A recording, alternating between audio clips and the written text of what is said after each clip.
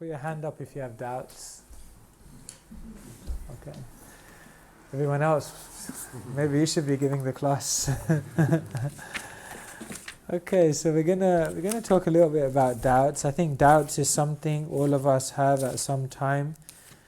Sometimes we don't have doubts, and doubts then appear again.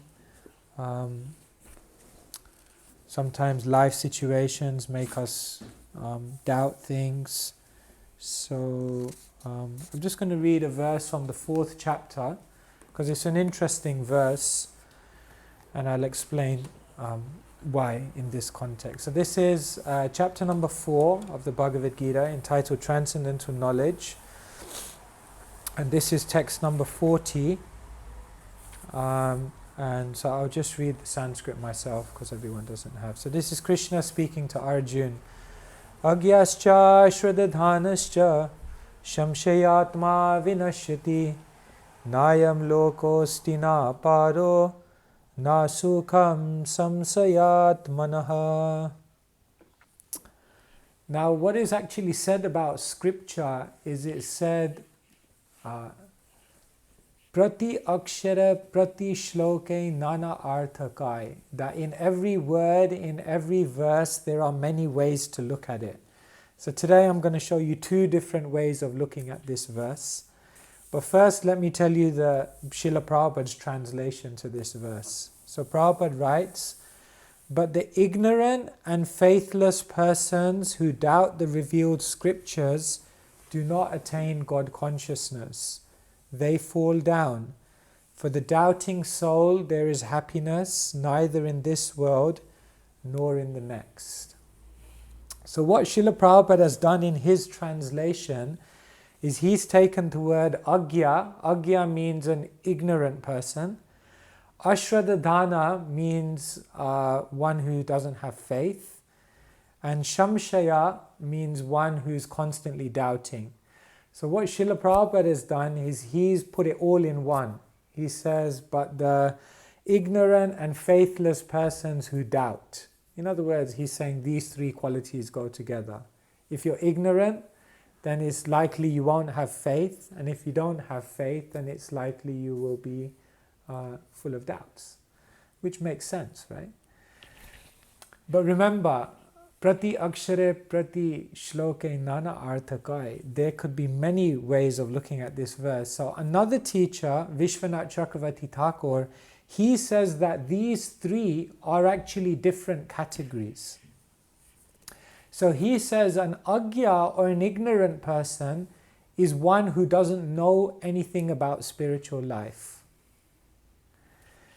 He says a little higher than that is a ashradadhana. In other words, one who knows about spiritual life but can't put any faith in to practice spiritual life.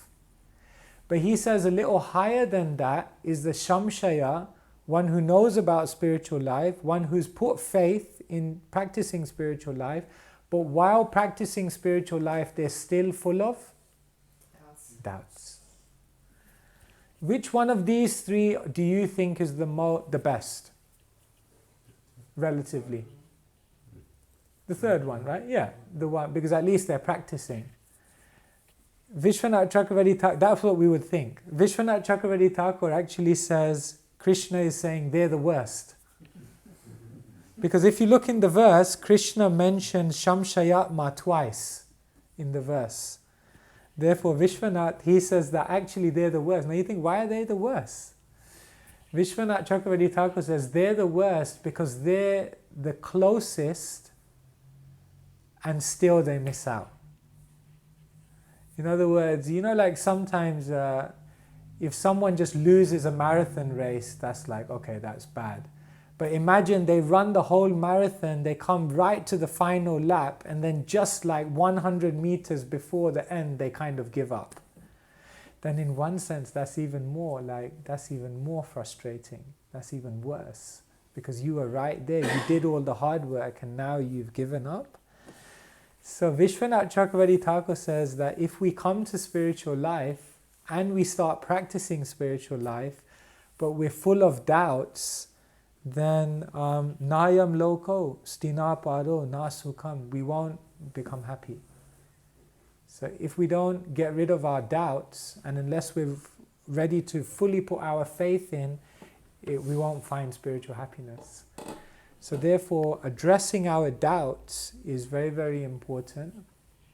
And so today I'll say something, and then I'm going to open it up and just see what your thoughts are about faith and doubts, and whether you have any doubts that you want to address. So I'm going to open it up quite quickly, but I'll say a few things. Beginning of Bhagavad Gita is very interesting because you have Arjun and Duryodhana. And do you think both of them have doubts at the beginning of the Kurukshetra? No. Duryodhana was clear. You think Duryodhana was clear? Okay, so Abhishek is saying Duryodhana was clear. Everyone agree with that? Yes. You agree?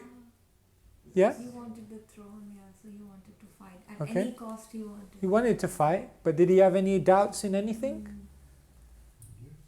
He had some doubts? You think he had doubts? What do you think his doubts were? I don't know, but when you're doing something serious, you have doubts all the time. Okay, so you think it's natural? I align with Abhishek, but at the same time, he was repeating, we have, I have all these army, yeah. warriors He seemed to be reassuring. He's reassuring himself, or I don't know. Yeah, have you noticed when someone is a little insecure about something, they keep reassuring others and they keep reassuring themselves? Even they have doubts, but they keep saying it to, like sometimes they say, like preachers on the street are sometimes like that. They're very heavy with others, like this is the way, you have to do this, because actually within themselves they're insecure. So actually the acharyas say that Duryodhana had doubts. He didn't have doubts about wanting the throne, that he wanted for sure. But he had doubts about whether he was going to be victorious. And therefore he was going to Bhishma and saying, you have to fight really well. He was going to Drona, he was going to everyone, trying to inspire them. Because inside of him, what happened when he heard the conches of the opposing? He said his heart was shaking because he was not sure. So Duryodhana had doubts. Did Arjun have doubts? Arjun definitely had doubts because he was thinking to give up the whole thing. So Arjun had doubts. Now, if you look at how Arjun and Duryodhana, they both had doubts, but they dealt with their doubts in very different ways. When Duryodhana had doubts, he just kind of tried to cover it up, brush it under the carpet, lock it in the closet, and just say very confident words and just carry on.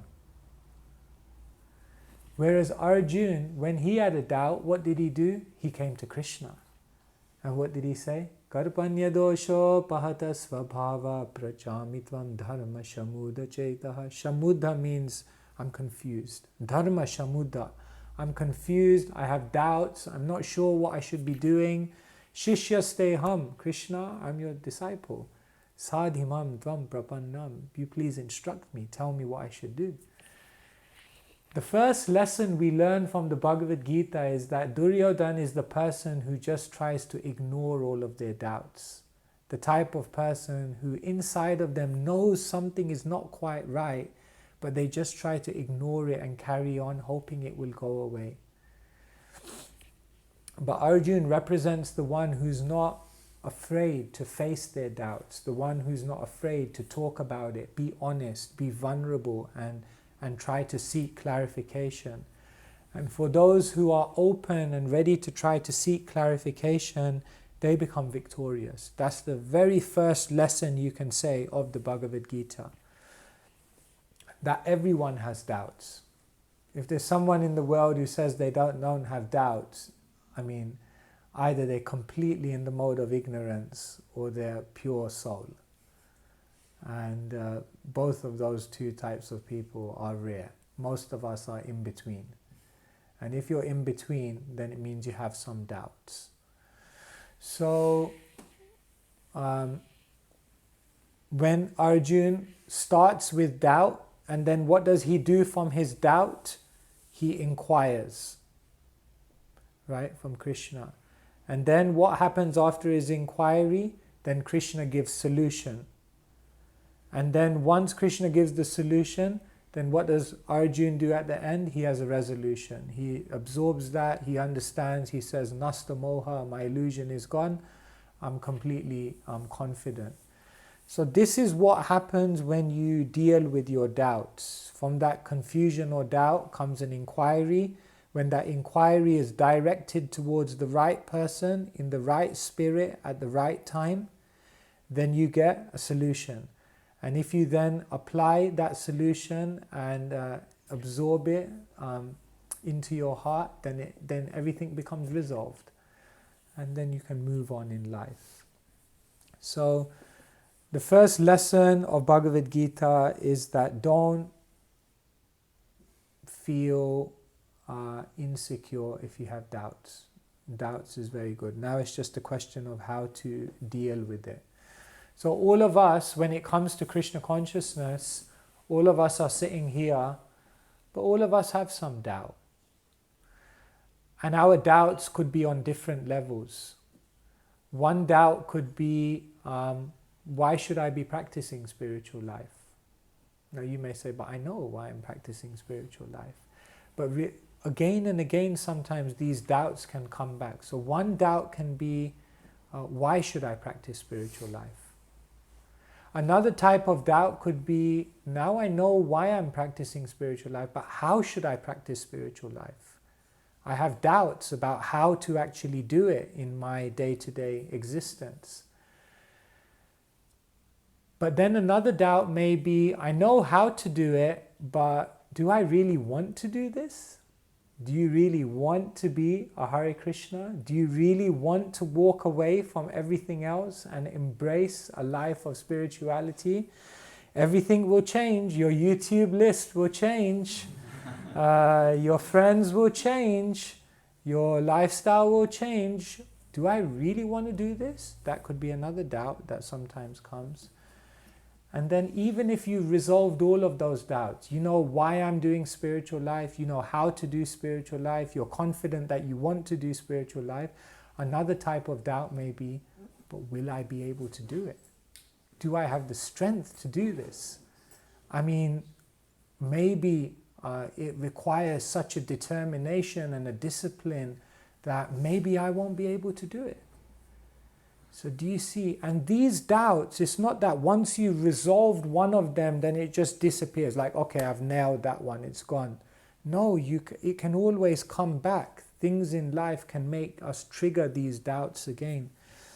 And so, if you ever see sometimes like an amplifier and it has a graphic equalizer, then you can think of these 4 doubts like that. You know, like at different times in your life, something may happen, you know, like disaster, boom, and then that graphic equalizer comes up and all these doubts, you know, in certain things, or, you know, a failure in your life and then the doubt, the 4th doubt immediately comes up, or, you know, someone else, you know, does something wrong, another fellow spiritualist, you know, shows some suspect character, maybe one of the first doubts come up. So therefore these doubts are constantly coming into our life. And Krishna says that you have to slash doubts with the weapon of, with the sword of? Intelligence. Yes, intelligence, knowledge, yes. Krishna says, Tasmad ajnana sambhutam ritstam jnana sinatmana chitvainam shamshayom yogam atisto tista bharata. He says, now, O Arjun, armed with the sword of knowledge, slash all the doubts that have arisen within your heart. So therefore we have to be able to address our doubts, and therefore we have an opportunity to discuss with each other. This in Vedic culture is known as Istagosti. Nowadays in the Hare Krishna movement, if you say Istagosti, it's more like a heavy managerial meeting, or like, okay, let's call it Istagosti, you know, like there's some problem, some scandal, something's happened, let's call it Istagosti. But actually Istagosti means a time when people can actually come together and share their spiritual reflections, and also with an open and confident heart share what doubts they may have. so that others can also import and help, and in that way we can overcome things. When dealing with doubts, I'll just say a few more things and then I'll kind of open it up. When dealing with doubts, I would say 3 things are really important. First thing is discuss, like I've already mentioned that. Discuss your doubts, open up, find someone you trust, and explain to them, what insecurity is there within you. But another thing that's important when you have doubts is sometimes learn to delay your doubts as well. But hang on, you said don't do that. You should address them. Yeah, you should address them.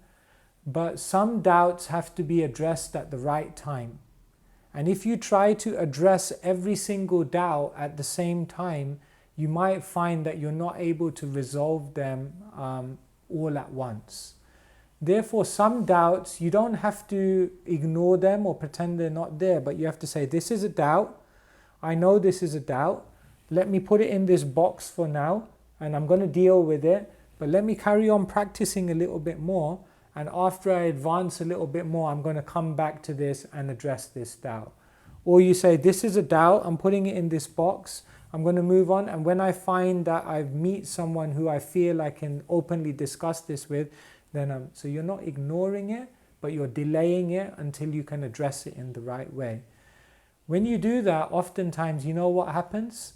You put it in the box, you move on, and then when you come back to open the box to deal with it, what do you find? The doubt has disappeared. Because many doubts actually just disappear with the process of spiritual life. So many doubts you will be able to deal with like that. So the first thing when you have doubts is discuss. The second thing when you have doubts is delay. And the third thing with certain types of doubts is you can downplay them as well. Like there may be certain types of doubts which are very, very small doubts or very, very kind of trivial types of doubts.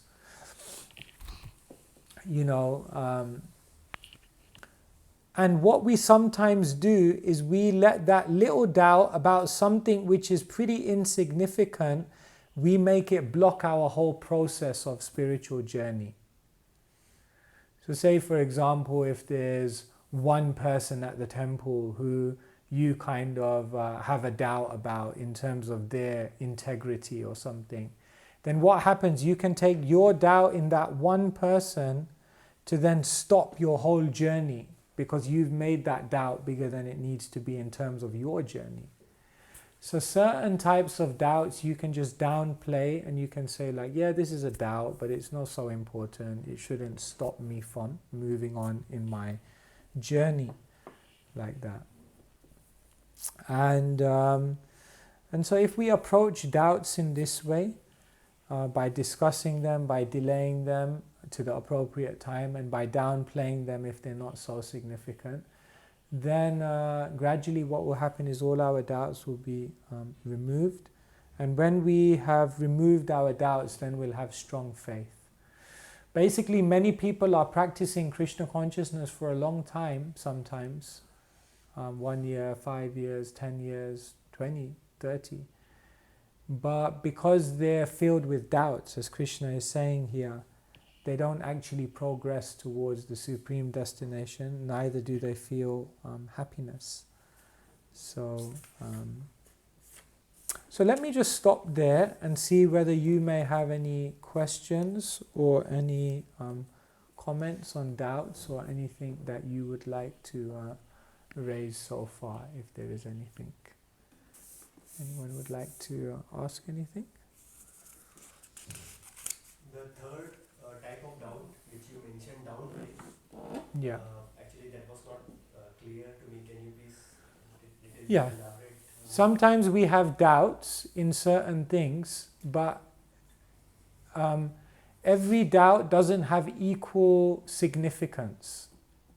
Like say, for example, one type of doubt could be like a doubt in the philosophy of the Bhagavad Gita. Now that's a big doubt, because if you don't if you doubt the philosophy, then that's the very foundation of your spiritual practice. So that kind of doubt you can't downplay. That kind of doubt you have to deal with it. But there may be another type of doubt. For example, you doubt, as I was mentioning, the character of one person at the temple. Say you get along with everyone at the temple, but then you meet one person at the temple who you don't kind of fully have faith or trust in, and you have doubts about them. Then sometimes, because of our doubts in them, we begin to doubt the whole philosophy of Krishna consciousness. So that's not wise, because that kind of doubt just needs to be downplayed. Okay, maybe I do have a doubt in this person, but all of these other people I have faith in, so why should I take them as such a big thing? Does that make sense? Yeah. Yeah. Yes. In the words we saw that the three gradations of people. I think that was interesting for me. I heard it first time. Yeah. Vishwanath Chakravarti Thakur's commentary. So I feel that this Samshayatma is something that many of us, and at least I could see that, I could relate with that we have the knowledge, we are practicing, but Constantly still there are doubting. some Yeah. doubts. Yeah.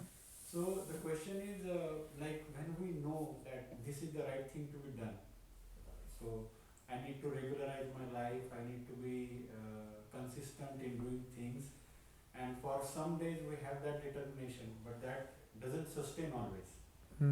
So how to have that kind of determination so that we can go on consistently? There may be some ups and downs, but more or less at least we can be consistent. Yeah. So how do you find the determination to do something even when sometimes doubts are coming and kind of distracting you or deviating you from the path? See, it's like this. Although you've asked me that question, I think you also know the answer to it. Because in your life, I take it you have a good job. What are you working as? Yeah, IT. Yeah, okay. So in order to rise to that level of the corporate ladder, you must have had determination. In order for anyone who's raised a family or raised children, you have to have determination. For any of you who have bought a house or have significant material security in the world, you have to have had determination. Like, you already done it. It's not that you don't have determination. You already did it, otherwise you couldn't have achieved all these things in the world. How can you bring up a child in the world if you don't have that determination? So now you have to ask your question, you have to ask yourself the question, why did I have faith in that? And why don't I have faith in Krishna consciousness? That's the question you have to ask. Like, why am I not willing to make the same amount of sacrifice that I made to rise in my career? Why am I not willing to make the same amount of sacrifice in my spiritual journey? All of the risk that I had to take in order to achieve anything material in the world, why am I not ready to put the same amount of risk into my spiritual journey? That's the question we have to ask. So what do you think the answer to that is? Why may we not be ready, for example? Imagine we put 10% of the effort of what we put into building our career. Imagine you put 10% of the effort in terms of time, energy, resource, risk into your spiritual journey. Don't you think we'd be very far? We'd be far, right? Why is it? Why can't we do that? What do you think the answer is? Why is it that you know how to be determined, you know how to take risks, you know how to make a sacrifice? Now all I'm saying is do it for Krishna consciousness. No, that's hard. Why? Well, one thing is that, faith. But one thing is that I guess the result is more intangible in the beginning. Whereas the result here is more, you put the effort and then you get a pay packet and you see the number and you can buy things. Whereas in Krishna consciousness, it's like, you're developing love, and sometimes you look in your heart and you think, I don't think there's any love there, It's like, what am I really getting out of all of this? It's hard to. So that's one reason, because results in Krishna consciousness are less tangible.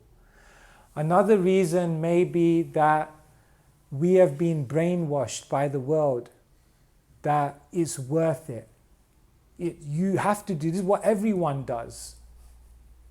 Therefore, it's just natural for us to be determined about this and make sacrifice for these things, because the world has told us from day one that this is what you're supposed to do with your life. But the world has not told you from day one that what you're supposed to do with your life is awaken pure love for God. You found that out along the way. So therefore, it's not as deeply ingrained within you. You see? Another reason may be that the people around you and the voices and the opinions and the expectations of others are constantly driving you for those goals. Yet you don't have the same voices and opinions around you driving you for your spiritual goals. So now, if you do this analysis in your life and ask yourself, why am I so committed to this? And in comparison, why am I so less committed to this? And you do the comparison. And then what you do is you start dealing with all the things on this side to actually bring it up. Then you'll find you have lots of determination, just as you had determination for your career. So each person has to do that for themselves. I can't tell you why you're not determined, but I can tell you that you have been determined in your life. Now ask yourself, why were you determined for those things? And then ask yourself, what can I do in my spiritual life to build the same kind of things so that I have determination in spiritual life? Does that make sense? And if you do that exercise, it will be very revealing.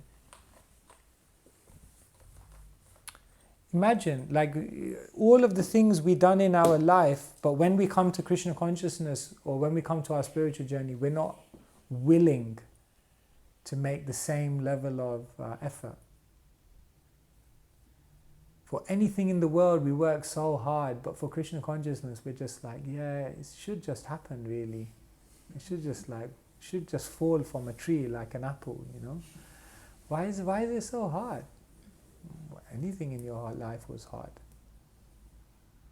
See?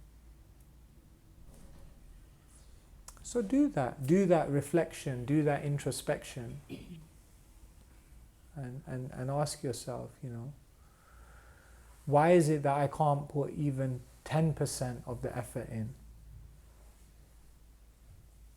Imagine, like, we spent 20 years of our life in an educational system to prepare us for this world, Monday to Friday, 6 hours a day, right? 20 years of your life. How many people have even spent 10% of that time, 2 years of their life, to prepare themselves for eternity? How many people have spent 2 years of their life studying spiritual knowledge so that they can prepare themselves for eternity? How about 2 years? That's a long time. Well, you spent 20 years for this life, but you can't spend 2 years for eternity. You see? So there's an imbalance there. Then we wonder, why is it that I'm not advancing in Krishna consciousness? You know how to advance because you've done it in so many areas of your life. So now just apply the same logic and then you'll be able to do it in Krishna consciousness. Now you may say, easy for you to say, but we're living in the world, we've got a life, we've got so many things. I can't just take 2 years out like that. You've got to be practical. But then you have to find in your life how you will make time and how you will. Otherwise we can, as I said, we can live our whole life and still be having these doubts and lack of determination. And at the end we may have to just come back again and do it all over again. So we have to be serious. Some thoughts. Anyone else? Any doubts? Prabhupada was a working man. Prabhupada was a working man, yeah. Prabhupada is a working man and he nailed it. He did. It's not that working man cannot do it. Yeah. Bhaktivinoda Thakur. Yeah.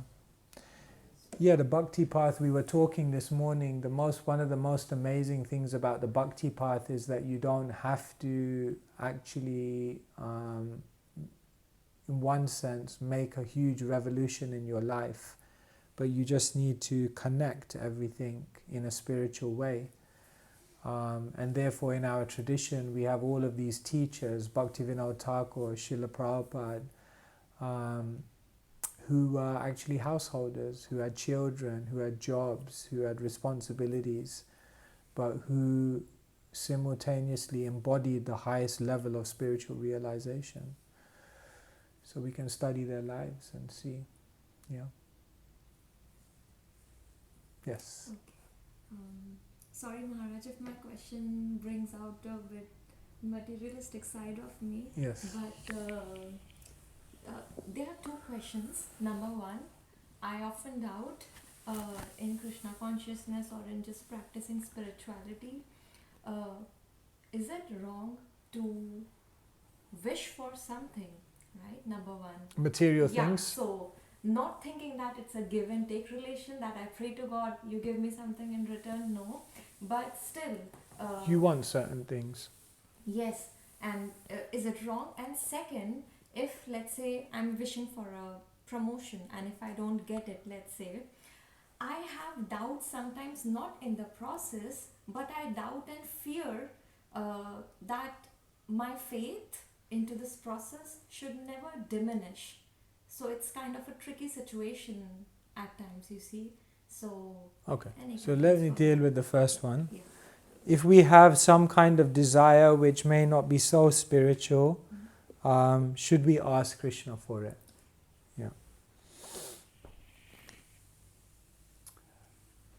In life there is good, there is better, and there's the best. So if I ask you the question, which one should you do? Good, better, or the best? The best. But then if you come back to me and say, but I can't do the best, then what should you do? The better. And if you can't do the better, at least you should do something good.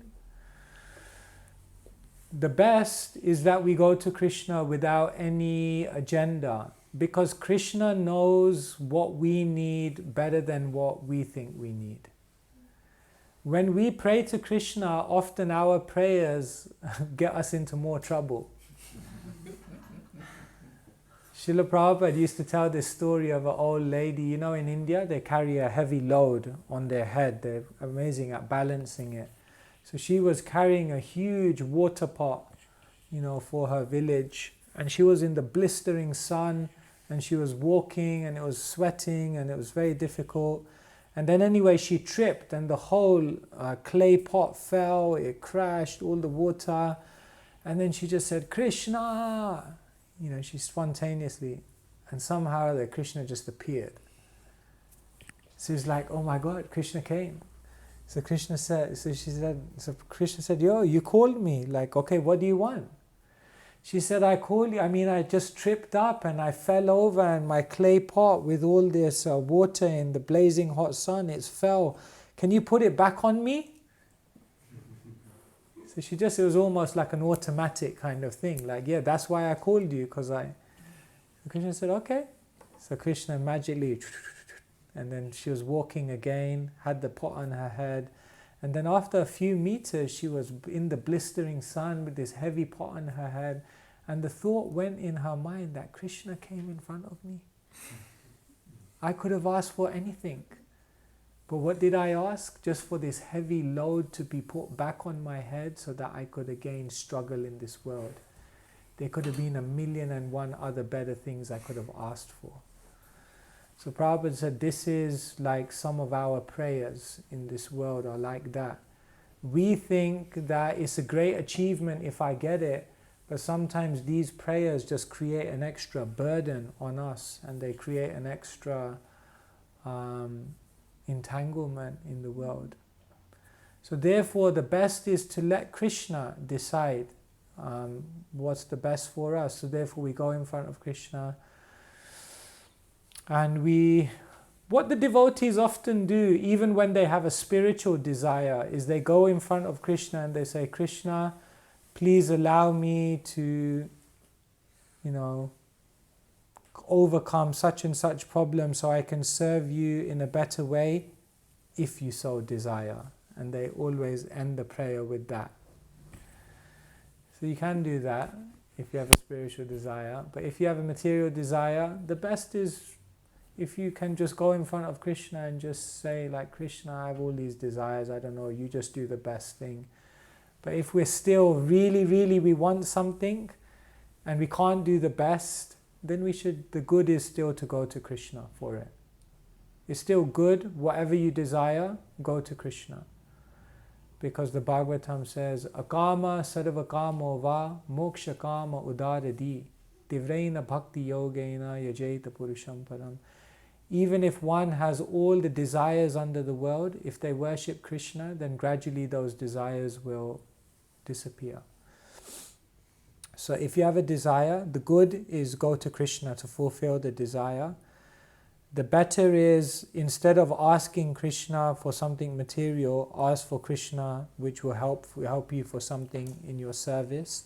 And the best is just go to Krishna and just say, Krishna, do whatever you need to do in my life, and I'm ready for that. So we just have to be practical and we have to be honest. Like that. And your second question was? It was just a fear, like... if you pray for something and then Krishna doesn't answer it.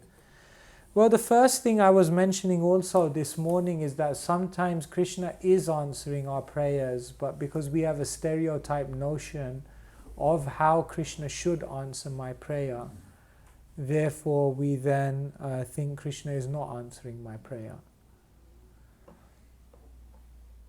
Just like if you're really hungry and you want a mango, so you keep like shaking the tree and then an apple falls. And you may say like, Krishna, why didn't you answer my prayer? But Krishna is answering your prayer because you needed something to eat. That's the main thing. You needed something to eat, you needed something to survive and be nourished. So Krishna gave you an apple, so take it. No, but I prayed for a mango. No, you prayed to be nourished. You wanted a mango. You were expecting a mango. But the main essence of the prayer was, Krishna, let me have some food to eat. So if an apple comes, take it. So like that, we also, when we're praying, we should understand that when we put a prayer before Krishna, Krishna may turn it into something else, but he'll answer the essence of your prayer. He may not always answer the details of your prayer, but he'll answer the essence of your prayer.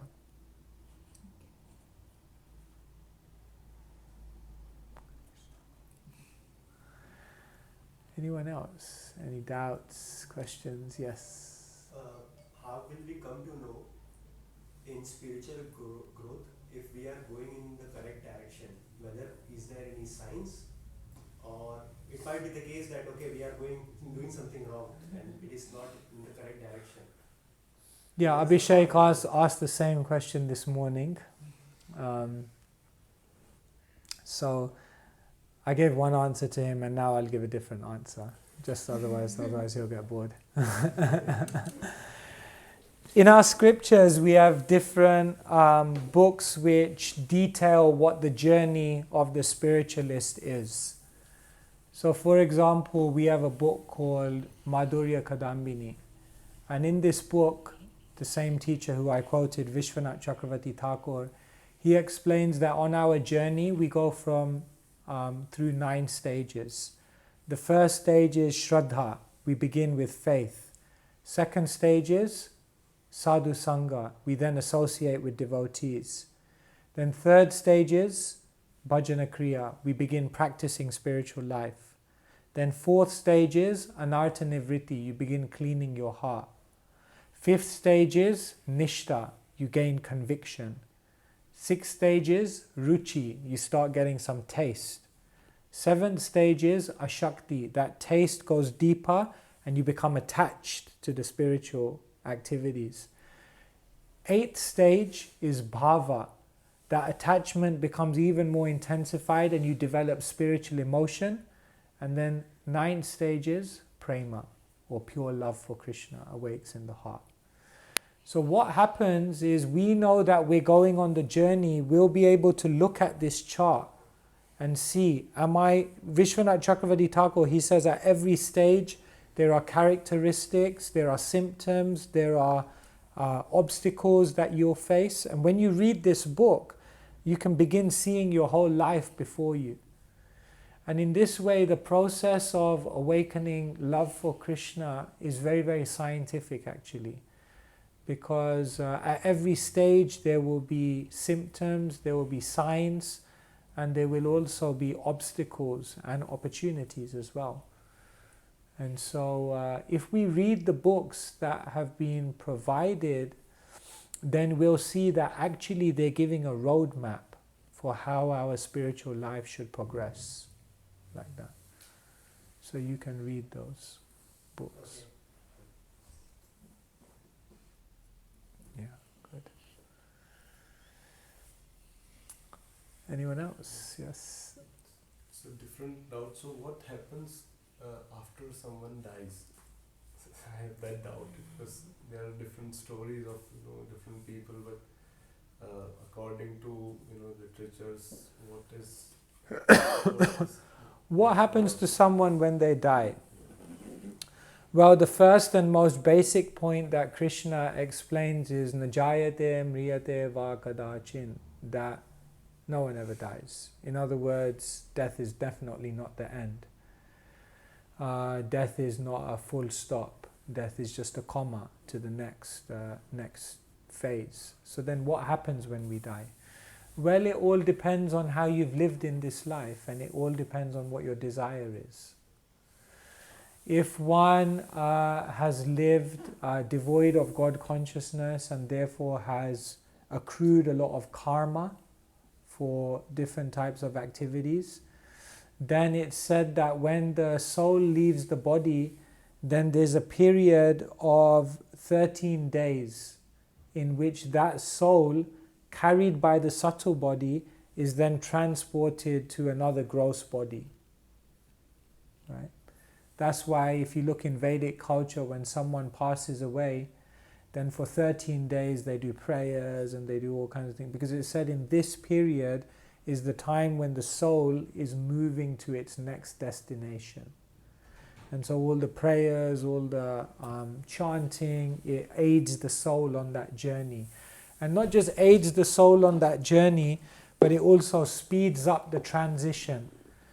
Because when a soul is outside of a gross body, a physical body, it's a very frustrating experience. Because you have all these desires, but you have no body with which to interact with the world and fulfill them. Therefore, when a soul is in a subtle body but not a gross body, this is known basically as a ghost. And ghosts are always trying to possess a body. Why? Because it's a very frustrating existence. This also explains why in Vedic culture, when someone passes away, then what do they do on the very same day, if possible? Burn the body. You think like, why so quickly? Yes, because as soon as you burn the body, then immediately it gives that soul a detachment, because that body no longer. But it said that if a soul is very attached and the body is still there, the soul is still hovering around that body trying to get in a very frustrated situation. And therefore, to bring conclusion, the body is burned and then the soul is forced to move on. So if one has karmic balance to then carried by the subtle body, that soul will then go to another gross body. Krishna says if the activities were in ignorance, then one will go down to lower species of life. If the activities were in passion, then one may come to human or just subhuman. And if one was in goodness, they may come to other higher material species of life. But then in the case where someone has performed spiritual activity, in the case where someone has absorbed themselves in spiritual consciousness, then generally for such a person, Krishna says, Antakale chamameva, at the end of life they will remember me. And if they remember Krishna at the time of death, then at the time of death, then it's said that Vishnu's own carriers, known as the Vishnu Dutas, they take that soul back into the spiritual realm, where they re-enter the eternal pastimes like that. So yeah, what happens? If you want more detail on what exactly happens, then you can read a book called Garuda Puran. There it's described the actual process of what happens. But it all very much depends, because each soul has a unique destination, and therefore they have a unique journey as well.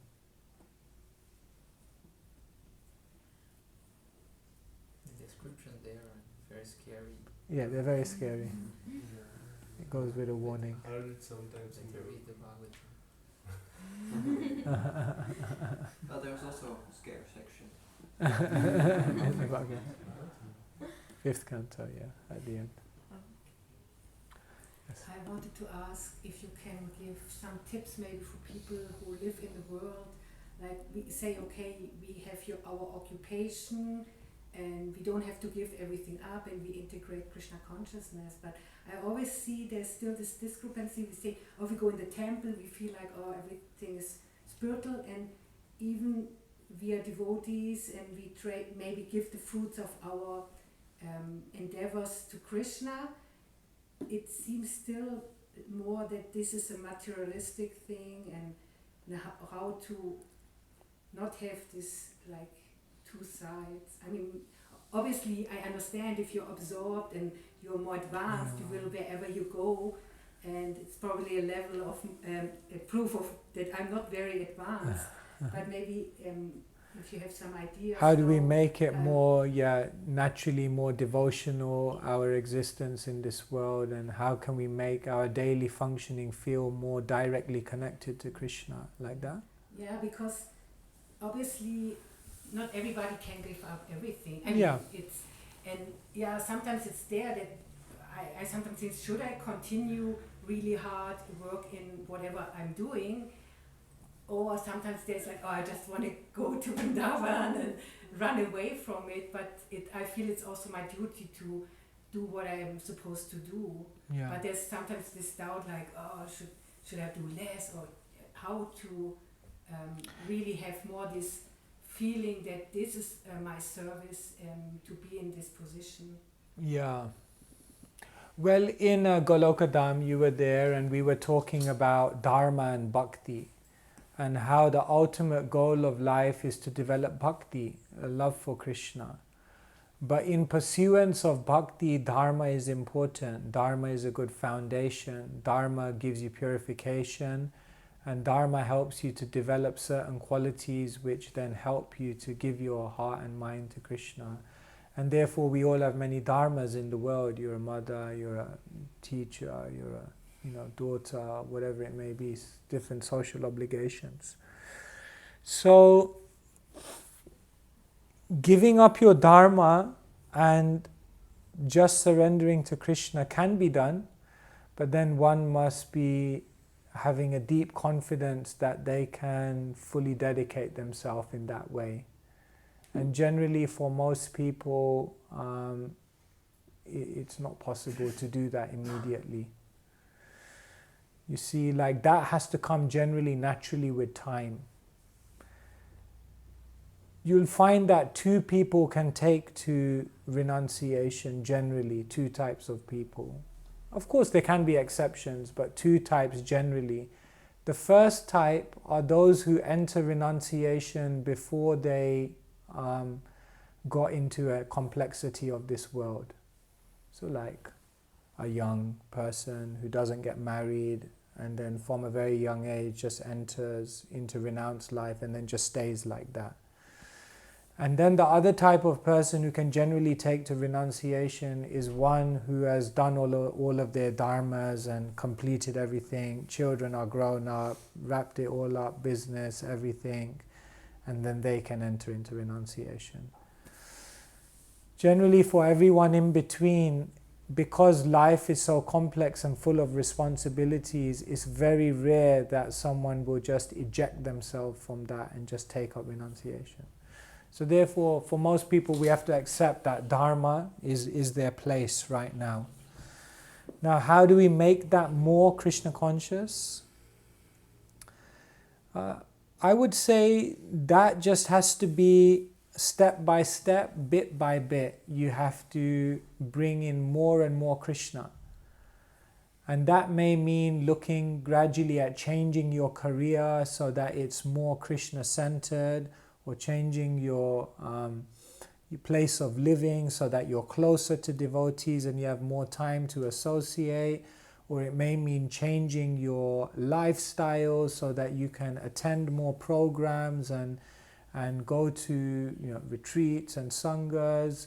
It may mean looking at your life and seeing what unique opportunities do I have to serve in my situation, and then diving more deeper into service. In other words, everyone has to craft their own Krishna conscious life. And that means we have to constantly be making changes. We have to be constantly upgrading and evolving the way we're living.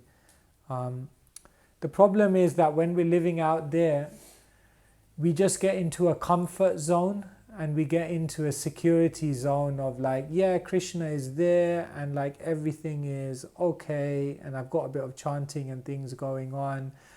And we don't really feel the impetus to try and come out of that comfort zone to try and really get closer to Krishna, because we're kind of satisfied to be in the security of what we know. But a devotee is always pushing into the unknown to see like what more can I experience before, beyond this. So I often say there's the comfort zone, there's the crisis zone, but in between there's the creative zone. So the comfort zone is almost like the mode of ignorance. You're just kind of like you're there and you're not changing, you're not developing, there's nothing, no movement. And then crisis zone is like passion, like you're making changes but they're so drastic, they'll be unsustainable and it's going to destabilize your life. But in between those there's a creative zone where you can start to explore newer ways of living, newer ways of functioning, newer ways of bringing Krishna into your life. And like I give you an example, like one of our devotees in London, he's a lawyer and he was earning a lot of money, but he was at one point he was just like, I just hate being a lawyer, like but it gives me a lot of money. So he thought for many, many years he was dissatisfied, but he just kept going because he got good money. But then at one point he said, I have to do something. So what he did was he reduced from working 5 days and he went to 4 days. And with that day that he took off, he took a pay cut. But what he did is he started to learn coaching. And then what he did is he learned it, he got some clients. Then when he got enough clients, he took another day off. So he started 3 days, 2 days as a coach. Then 2 days as a lawyer, 3 days as a coach. And now it's like 2 years later, he's completely given up his job as a lawyer. He works full-time as a coach. And the amazing thing is he earns double what he was learning as a lawyer. And he's just much happier in his job because it's like he really feels like he's helping people and he can also preach through his profession. So you can do it. People do it. They change. But it's just like that takes effort. You have to then do it. Like you have to go on a whole journey. Like, am I really going to learn a new profession? And then I got to find clients. And then what if in the middle I don't have enough money? And then all of those things go through our mind and we just think, anyway, I'll just stay where I am, But is then this And then- coaching for him more Krishna conscious? Yeah, no, because he can preach through it and he can, connect, and he feels more that it's in line with his dharma, and he feels like he's much more Krishna conscious because he feels like he's actually helping people, and he feels like, that really supports his and gives him many opportunities to bring people to spiritual life. So it requires bravery. Like, who's ready to do that? Most of us just go for comfort. We just go for what we know. We just stay in the security zone. But then what happens later on in our life is we kind of regret, because we look back and we think, I survived in this world, but did I achieve as much as I could have achieved? Maybe I could have achieved more if I was more bold and more brave. So, we have to be ready to take a risk. We have to be ready to venture out into the unknown. And as I said, like with him, it's not that he did it in a passionate way. It's just like, no, step by step, make the change. 4 days, 1 day, 3 days, 2 days, 2 days, 3 days, 1 day, 4 days. Give it up. Move on to something much better. So, it's up to us. Time is ticking. Life is going. And what will matter at the end to us? What's going to really count? That we have to ask ourselves. So think about it. Small changes. Many small changes make a big change. No, I'm very happy with what I'm doing, and I'm probably on the coach side already. Yeah, okay. But still, I'm too perfectionist that I think it has to be really amazing. Well, it always can be Yeah. better. It can be better. Everything can be better. So if you're a coach and you feel like, but you're still feeling like it's not so Krishna conscious, then think about, now you've got those skills, what can you do to make it more directly Krishna conscious? Grow, venture, look into different things, Try.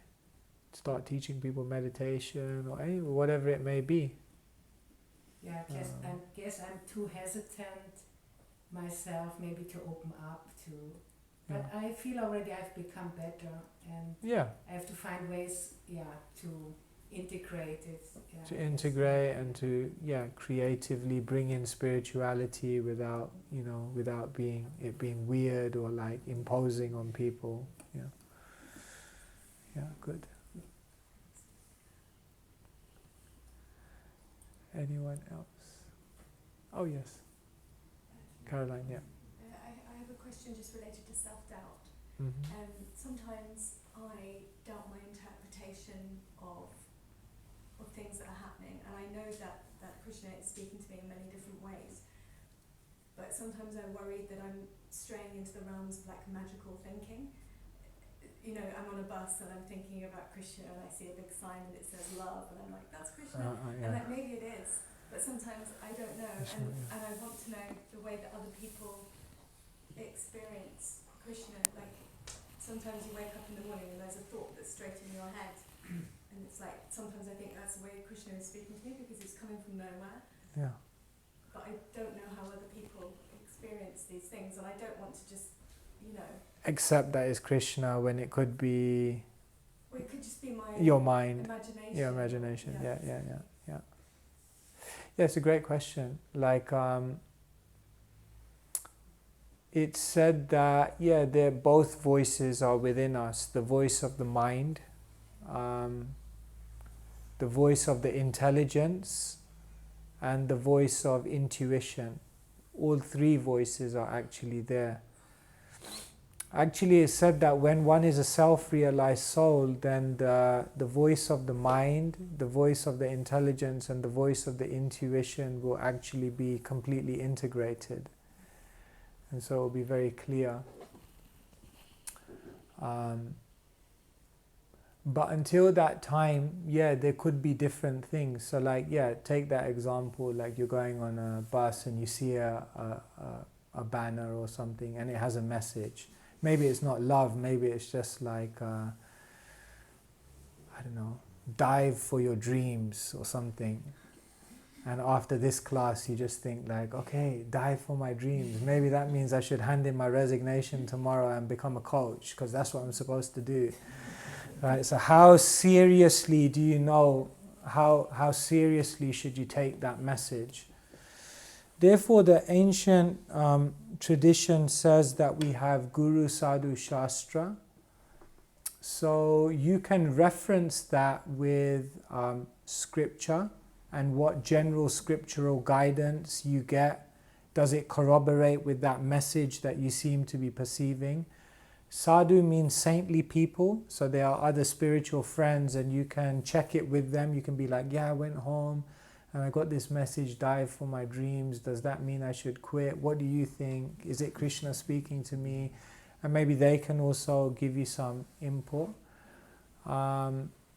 And then Guru, later on in your journey, you may have like a person who you more formally accept like that as someone who you feel is a kind of via medium of the messages of divinity, and then they also naturally become a reference point as well. So that means then we have some checking system. But I think there are kind of major things in your life where you seem to be getting intuition, which you will use like this system for. So like if it's a major life decision or a major thing in your life, that then it's good to verify in this way. But for smaller things in your life, like say for example even a dream, if you have a dream and it's a spiritual dream, or you see a banner and it does say love, or you see, or you meet someone and they just say believe in yourself, and like in these things, whether it's Krishna or not, in one sense, if you see Krishna in that and you use it in such a way that it inspires and enthuses your spiritual journey, whether it's actually Krishna or not, in one sense it doesn't matter, because it's just helping you on your journey. But where there's a message which is kind of then having a bearing on what you do in your life, you may then want to just check it to understand. But otherwise, yeah, we try to see Krishna, and maybe sometimes it is our imagination, and maybe sometimes it really is Krishna. But even when it's our imagination, if it helps us to be more enthused and inspired in our journey, it's still a good thing. Right? I don't know if that helps. Like, it does help. Yeah. Thank you. But it's not always things that are related to me or things I should do, or sometimes it's just a thing like a dream about the word acharya or something like that. Yeah. And, Yeah. But I would like to know also how other people experience those things. I mean, does this happen to other people? Do other people have dreams, or do you have like signs? Yeah. For me personally, my personal thing, it's like I see signs around, but I know I'm not that much advanced, so I don't take everything a lot seriously, because I know I'm not perfect. Maybe later, with lots of practice, when I will advance, I will start noticing more and trusting my intuitions. For now, I don't trust them a lot. Anyone else want to say, like, how do they deal with your signs or like messages you get from Krishna? There was in one class, one devotee was asking the speaker, I dream of Prabhupada. The speaker said, you're blessed, and you're very much blessed.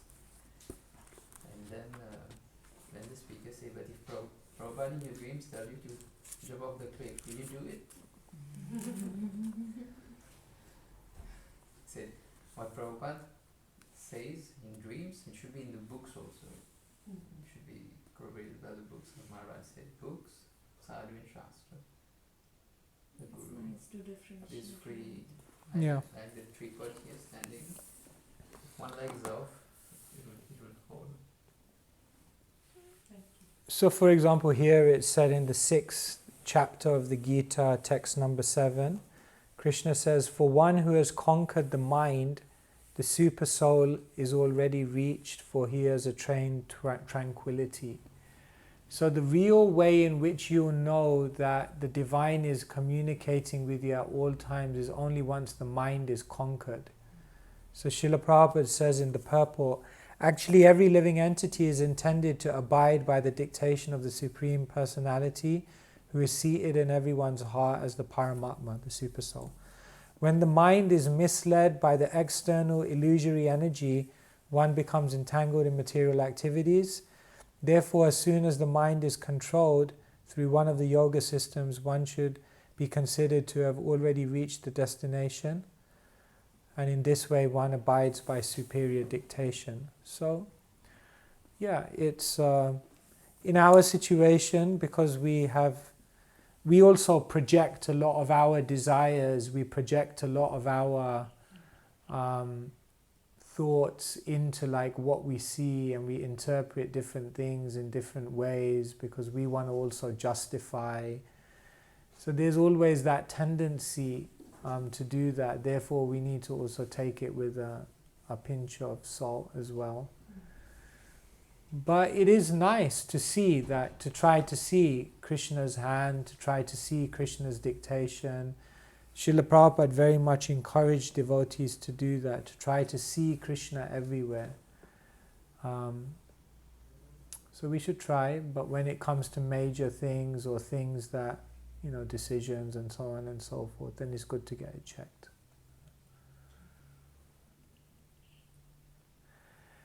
Okay, yes. Okay, last question. It's 7 o'clock, so I guess.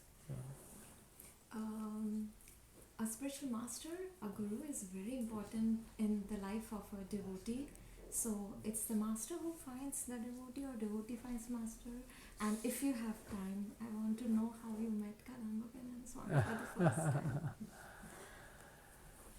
So the spiritual master, does the guru find the spiritual master, or does the guru find the spiritual master? Does the disciple find the guru, or does the guru find the disciple?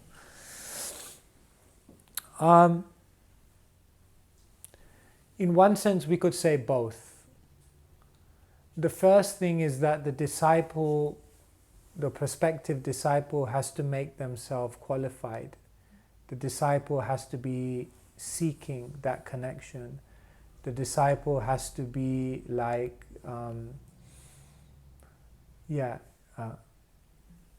a kind of like dry firewood. And then what happens is that when the saintly person sees that, then they appear in the life of the disciple, or they appear in such a way that they may have already been there, but the disciple gets the understanding that, oh, this is my spiritual master. So I would say it's not one or the other. It's not that the disciple forces the spiritual master into their life. Neither it's that the spiritual master forces themselves. It could be like that. But generally it's a combination of both. That the disciple becomes qualified, and then the spiritual master then appears by their grace, dictated by Krishna, to then make a connection with that individual like that. And I guess it's related to how I found my spiritual... I mean, I was saying to someone today, I think I was saying to both of you, that different people take different amounts of time to find their spiritual master. And for me, it actually took a long time. I started chanting when I was maybe 16. I joined as a monk when I was 21. But I didn't get initiated until I was 27. Yeah, 27 maybe. 26 or 27, something like that. So basically you can say I was chanting for 12 years before I got initiated, and I was living as a monk for 8 years before I got initiated. 7 years. And I had met my spiritual master many times before I even knew that he was my spiritual master. I met him, I thought he's nice. But at that time I was not seeing the importance of having a spiritual master. I was establishing my relationship with Srila Prabhupada, and I was feeling happy and sheltered under Srila Prabhupada's teachings. And it's not that I was against getting initiated, but I just thought like, yeah, I'm doing good. I'm following Srila Prabhupada. Like, it's going on. And if it happens, it happens. And then at a certain point, I came to a point in my spiritual life where I realized, now I think I've gone as far as I can go by myself. Now I feel I need someone to take me to another. And so then I began like consciously praying to Krishna every day, actually, that please make it clear to me like who I can accept as a spiritual teacher. And then somehow with Kadambakandana Swami, and I said this to him many times also, I can't actually say what it was that gave me full faith in him. It's just something that arose within my heart which just said like, yeah, he's my spiritual master. It wasn't like a mystical, I liked his kirtans, I liked his classes, but I also liked kirtans and classes of many others as well. But there was just something within me which just said, yes, this is the person that is going to guide me in this life. And then I opened up a conversation, and then I spent time with him, and then it went from there. So in my case, I don't know like how to explain it. Like, because sometimes people ask that, like, how will I know that this is my spiritual master? Is it that you have like 3 dreams of them in a row, 3 nights in a row, or like, you know? For me, I can't explain it to this day. It was just a conviction. And you say, yeah, but how do you know that was right? But it was just, there was no doubt.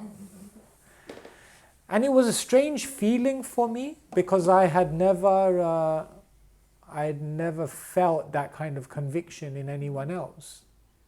Even though I had so much attraction towards many other saintly people, I didn't feel that same level of conviction that this is my spiritual master. So,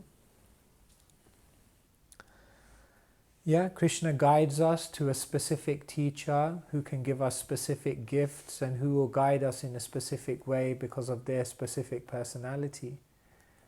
And therefore it's not also, it's not random who you take initiation from. It's all dictated. Krishna is in the formula as well. Thank you. Okay, I think it's past 7 o'clock, so can maybe stop here. Yes. We can stop here, and then tomorrow we have more time, so we can. I have one question, if you can allow me to ask. Mm-hmm. Okay. Yes. Actually, I was thinking. Sometimes I'm thinking, what could be the reason why we all are in this materialistic world of life and death cycle? Like, how did we come here in the first place? What could be the reason why we came here, why we are not with Krishna all the time? Yeah. Why we are not in Vaikuntha all the time? Why Krishna send us here in this materialistic world of life and death and lot of sufferings? You asked the most complex question at the end of the.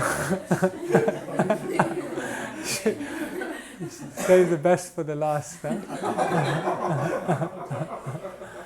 This question has been debated and discussed for generations, and still everyone is not on the same page. So shall I say something? What is your feeling on this? My feeling means... Well, the Srila Prabhupada generally... I'll tell you how Srila Prabhupada generally responded to this, but then I'll tell you why this question is so difficult to answer. So Srila Prabhupada generally responded to the query like this. Each of us are spiritual beings, and Krishna exists with us in a relationship of love in Vaikuntha, in the spiritual world. Now, in order for love to exist, there has to be free will, isn't it? How can love exist if there's no free will? Because love means the voluntary giving of oneself to someone else. So therefore, Krishna gives every soul one thing that he never takes away, and that one thing is free will. So then, because Krishna gives us free will, originally we're all in the spiritual world with Krishna. But remember, we have free will. So now someone will say, yeah, we have free will, but why would we ever misuse our free will and come here? Is it that we were dissatisfied? Is it that we kind of had an argument with him or something? Like what? Why did we leave? Why did we misuse our free will? So Srila Prabhupada says, what happens to the soul in the spiritual world is it's not so much that they're dissatisfied, but at a certain time a curiosity may arise. You know, like a curiosity, like what would it be like, to be separate? Now you could always say, why would a curiosity arise if you're in the most perfect place? Like surely you must be full, no curious. But sometimes a curiosity may arise. And then what do they say in English? Curiosity killed the cat. So when you have a curiosity, then you immediately look, then Krishna has to facilitate another world where you can be separate. And then when you come into the world, then you become entangled, and then you get into this whole cycle.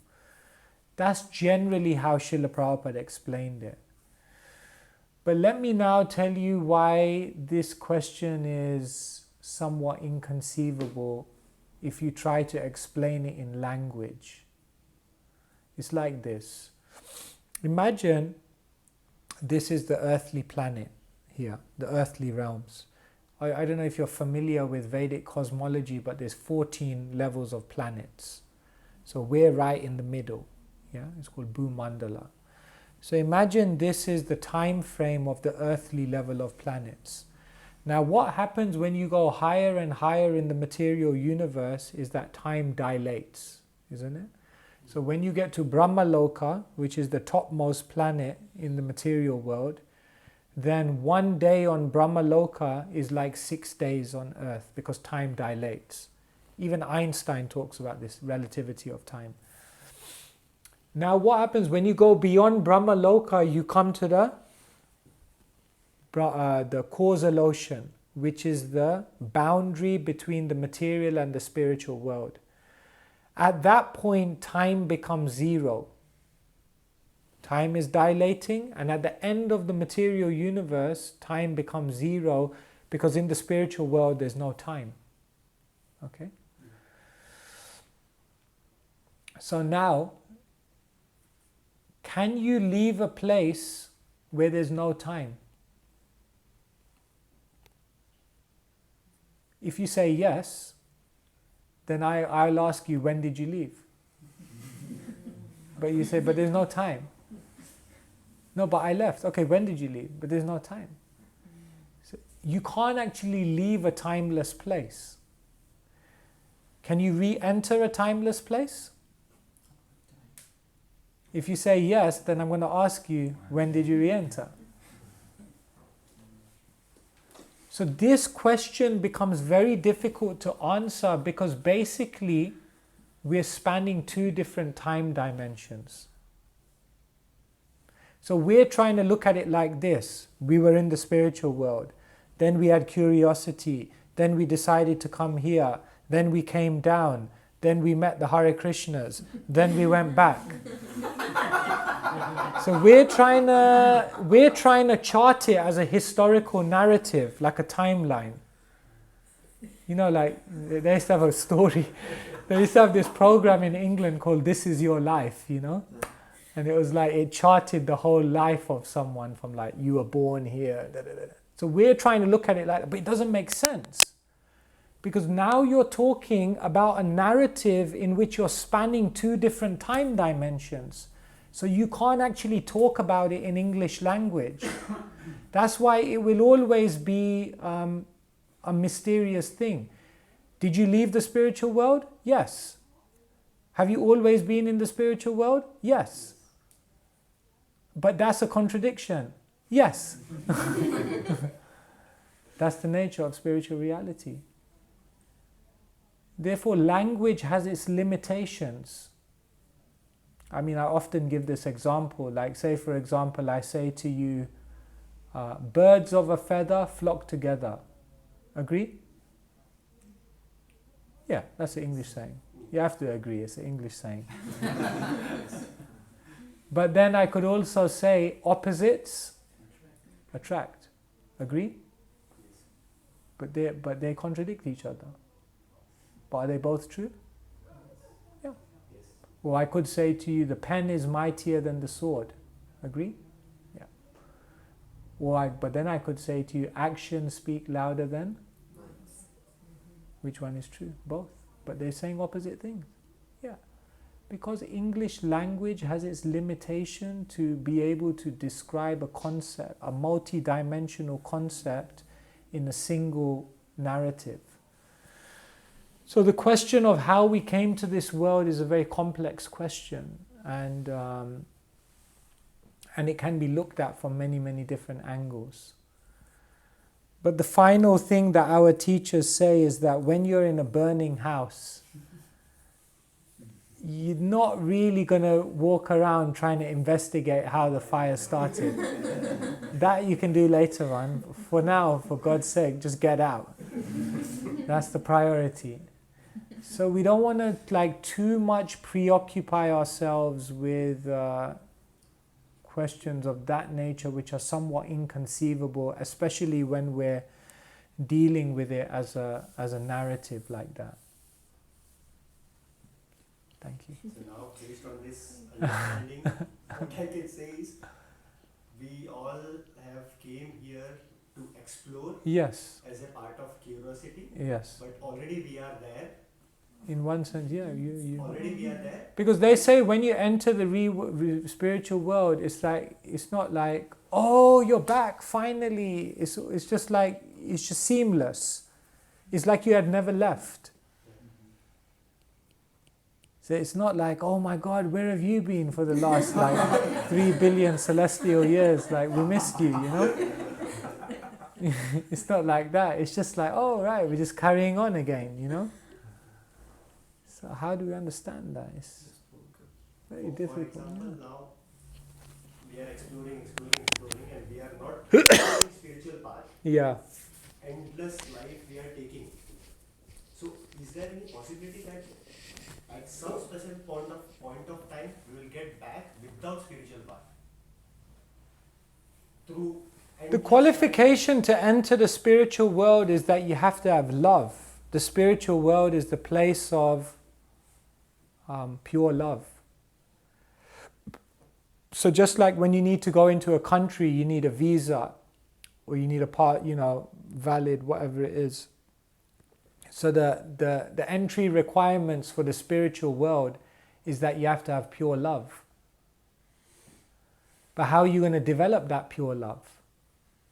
Through a spiritual process. That's why we have yoga. What does yoga mean? To connect in divine love. So it's not like when you reach, it's like on the gates they're asking you for a qualification or an affiliation to an institution, or that's not the point. But by studying, by following a spiritual path, by being in spiritual company, you awaken your pure love, and that pure love gains you entrance. So it's not about not being in a spiritual affiliation or being in a spiritual affiliation. It's about developing pure love. That's the real most important thing. Thank you so much. Okay, thank you everyone. Yeah. Not related to this, just a fictional thing. Mm-hmm. Let's say at specific point of time, Krishna decided to vanish or destroy this whole world. And there are many souls who are left out over here. What happens to them? Yeah. But that already happens. Because basically the universe is periodically annihilated. And then it said that when the universe is annihilated, then all those souls who are still supposed to go through an experience of the material world, they rest within the body of Vishnu. And then the next time when there's a creation, then they again come back. Yeah, it's like the waiting room, and then they go back in.